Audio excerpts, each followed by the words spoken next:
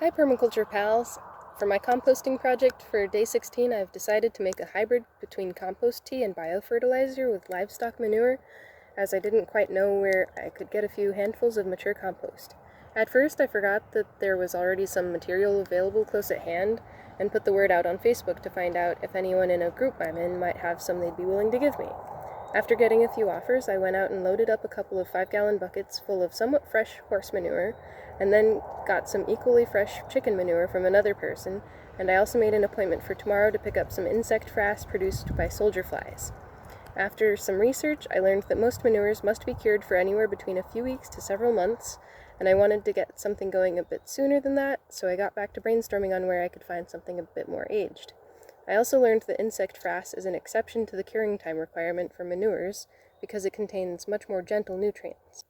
But I still wanted to get the ball rolling a bit faster than I was able to schedule getting it.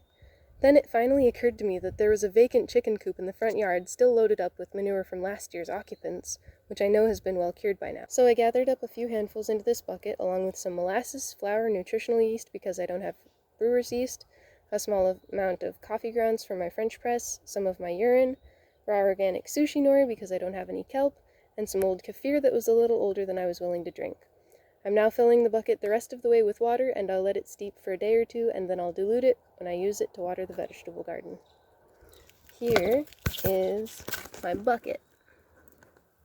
It's full of all that weird foamy stuff.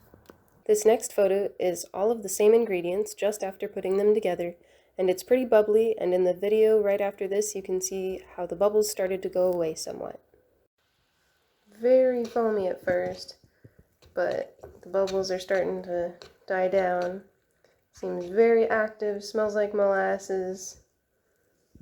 I hope this doesn't ruin molasses for me once I add the urine. Yup.